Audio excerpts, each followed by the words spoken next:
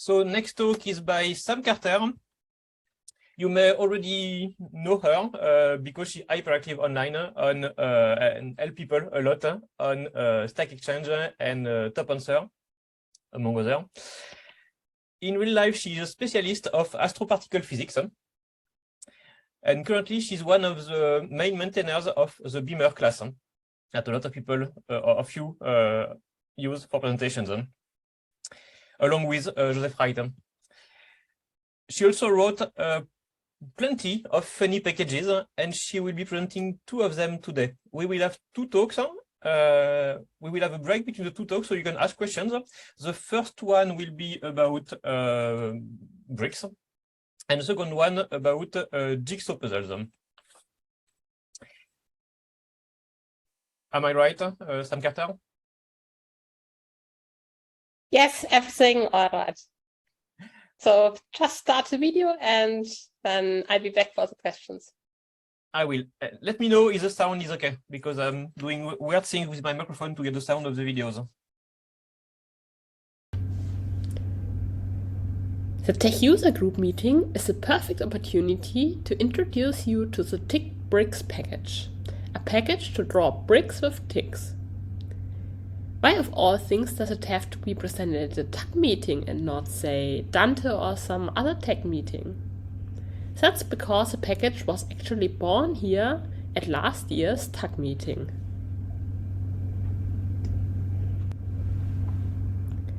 Remember the interview with John Hammersley at TUG 21? In some of the shots, there were some gorgeous Lego models visible in the background.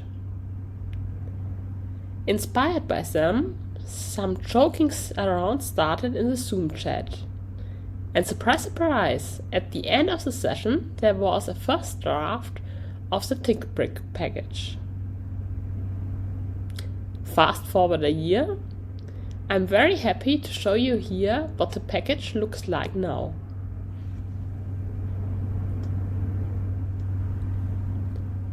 The basic command of the tikzbricks package is brick. It takes 2 mandatory arguments for the length and the width, and if used inside a text picture, it will draw such a brick. Any resemblance to existing brick building systems on the toy market is of course completely accidental.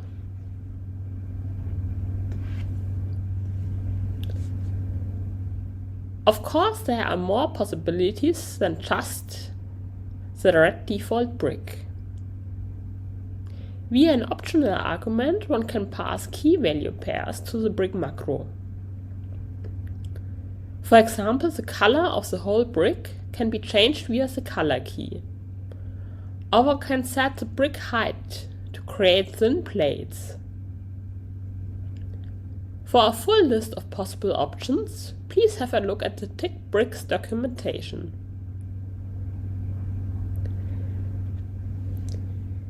Internally, the tikzbricks package uses the tix 3D plot package.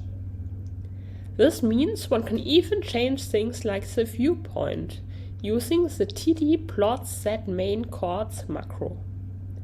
But remember, with great power comes great responsibility. Don't wander away too much from the default viewpoint, otherwise correct rendering of the bricks might not be guaranteed. So far so good, but bricks wouldn't be bricks if one couldn't use them to build stuff. The tikzbricks package has a wall environment to help build structures. Inside this environment, the wall brick macro can be used to place bricks besides each other. Due to the way tikzbricks are rendered, rows start from the bottom right. The new row macro can be used to start a new row on top of the previous one.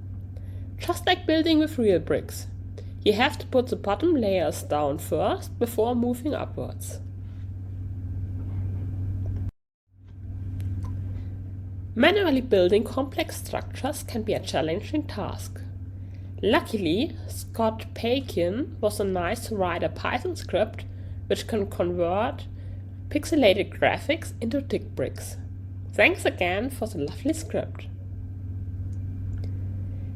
You can download the script from the tikzbricks GitHub repository and use it like this. Either you can call it explicitly with Python, or you could allow the script to be executable.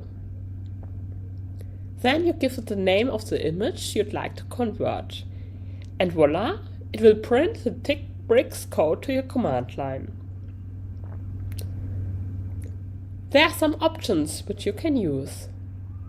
With the output options, you can specify a file name to which the result will be saved. The dep option allows you to specify the width of the bricks, and the width option takes a comma-separated list of allowed widths. This can be useful if you don't want overly large bricks spanning the whole row, but want to match them to what I actually have available in your chest of toys. And now a short demonstration how the image to bricks Python script can be used to create tikzbricks. As a starting point, we need some image we want to convert. I'm using GIMP to create this image. I'm starting with a new image with a fairly small number of pixels, let's say around 30, so the resulting image doesn't get overly large. There we can now draw whatever shape we would like. I'll try to create something heart-shaped.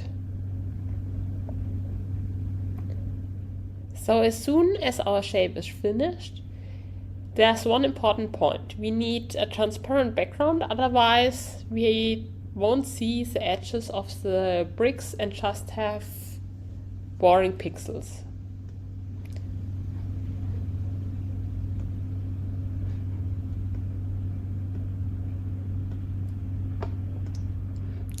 So now that we have an image with transparent background, we can save it as PNG. PNG is important because you don't want the image compression artifacts of other formats like JPEG. And now we can use our Python script to convert the image into bricks.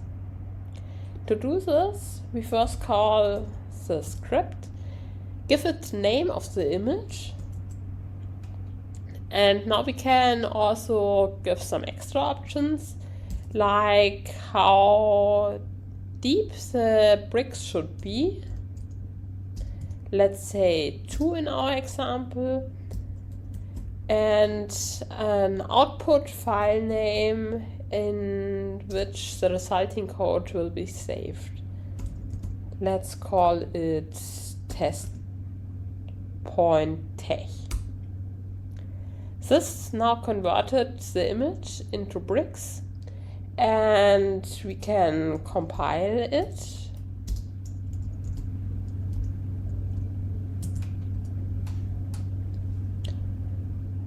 This might take a bit because there are many individual pieces. And let's see what the result looks like. And here's our heart shape.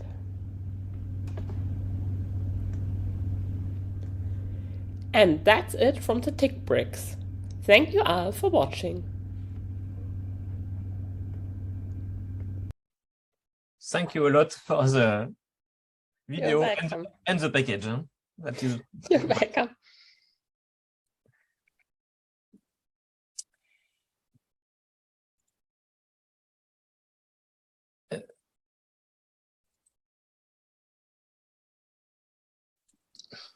Yes, there is one hand that is raising. Yes, that's me. I have a question about this amazing code. Is it possible to make not just the outer shape, but to make it brick by brick, so we have an instruction how to make this heart from Lego? So basically, is it possible to put the lines between bricks? You mean separation between each brick? Yes. So I can just use it in the instruction. Yeah, so there's no built-in way to add these lines. What one could do to see the individual bricks is color each brick in a slightly different shade of red or whatever color. So if you remember my title page, there I had code which would render them in random colors, and one can adapt that to make random shades of red. That shouldn't be difficult. Thank you. This one.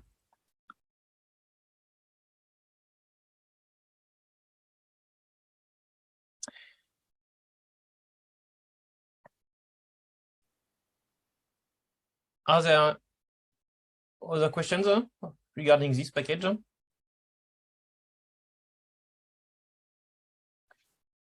What is the most complicated object to build with your bricks? The most complicated objects are also objects which will run into the memory of LaTeX. So due to every slide being rendered individually, it goes against the limits very fast. So with LaTeX is a bit better, but with PDF LaTeX, you can't really build very complicated structures. Okay. In the manual, I have a duck picture. Of course, if there needs to be a duck, that was the most complicated thing I drew myself. I'm not sure if someone else drew something much more complicated. That's something to try. I live just above a Lego workshop, let's say the name of the brand, and in the window they have wonderful things made from Lego bricks. I can send pictures. For inspiration, what can be used? I can see a question. So the question is, did you create the package with a use case in mind? Not really. As I said at the beginning of the talk, it was inspired by the talk during TUG, and at that time it was just some joking around in the chat, and that's where a package happened. Totally accidentally. In my second talk, I would like to present you the Jigsaw package. As you maybe already guessed from the name, it is a package to draw jigsaw pieces. The basic command of the Jigsaw package is called piece. It is meant to be used inside a TIX picture. It takes 4 mandatory arguments, 1 for each side. The possible values for these arguments are 0 to get a straight edge, as you can see at the bottom side in this example, or 1 for a slot going in. That's in this example the sides at the right hand and at the top. Or -1 for a tab sticking out, as shown on the left. Of course, one can also adjust the color of the pieces. To set the fill color, one can use the optional argument of the piece macro. The line color is unset, and thus the surrounding text color is used. The easiest way to change it is to use color before the macro. The same shape is also available as tikzbricks. This shorthand comes in handy as soon as we try to create tile patterns from the individual pieces. Knowing that each side of the piece is 1 TIX unit long, one can position the nodes manually into a tile pattern. But it might be a bit cumbersome to keep track of which piece goes where. Another possible approach is to use a TIX matrix to position the nodes as shown in this example. For everybody who does not want to bother with the coordinates or nodes, there is a tile macro. Using the tile macro, one can arrange the jigsaw pieces like letters in a text. Starting from the top left, each tile macro will add a piece to this row, and new rows are added by starting a new paragraph. But even with this technique, it can be a lot of work to create really big jigsaw puzzles. Luckily, the Jigsaw package can also automatically create big patterns of jigsaw pieces with the Jigsaw Macro. This macro takes two mandatory arguments: the number of pieces horizontally and the number of pieces vertically. Unlike the previous macros, this one does not have an optional argument to control the fill color of the pieces. Instead, the pieces are drawn using only the outline. Without a solid fill color, one can overlay them on top of images and thus create jigsaw puzzles with nice background images. And to conclude this talk, I would like to show you a short animation created with the Jigsaw package. Just recline and enjoy the show.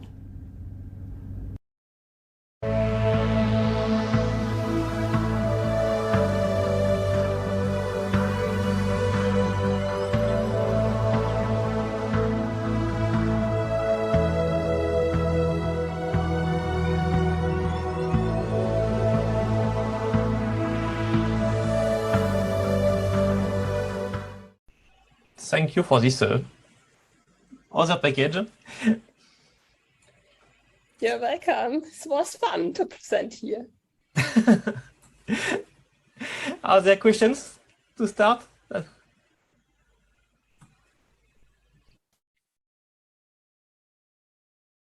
About the jigsaw puzzle, I have one. Do you think it will be possible to have an option to scramble the puzzle, to separate the pieces? Oh, that's an interesting idea. For the automatically, it should be possible to do that. Yes, I think I can work on that. That's a nice idea. I don't want to give you some more work, but because I'm imagining, yes, first it would be nice to have the puzzle both with pieces detached and all together. And also, if you want to cut the pieces with a saw, you will need a bit more space between the pieces. Yes. Thinking about it, a couple of days ago, there was a new package on C10 called tikzbricks,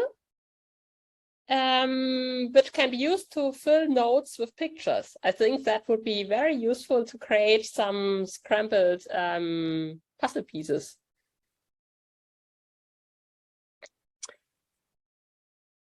Yes, so next year you will present. Yes, I'll be back. That's always a pleasure to see what you do. Are there other questions for samcarter?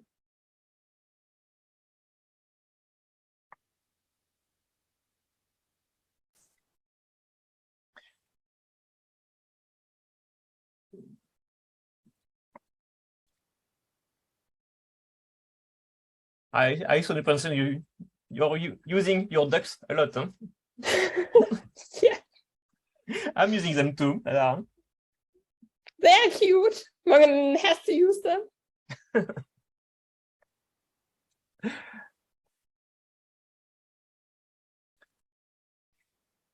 And again, I was thinking about limitations of tech or LaTeX. Can you cut a picture in plenty of pieces, in thousands of pieces? Have you tried? With the current code, I'm not cutting any pictures. I'm just printing the lines on top of them. So at the moment, it's easy. But I think one has to look into this Jigsaw package. I think with this might be possible. I'm not sure how fast this is. I didn't try it yet, but it sounds doable. Okay, as you're just putting lines on top of a picture, you're Yeah. not hitting the memory currently. No, the Jigsaw package isn't too bad on memory, so one can even draw very big puzzles. For the tikzbricks, the problem is that each phase and each tiny bit is drawn individually, and that sums up the elements which are drawn. So that's not the problem with the Jigsaw pieces, luckily. Okay.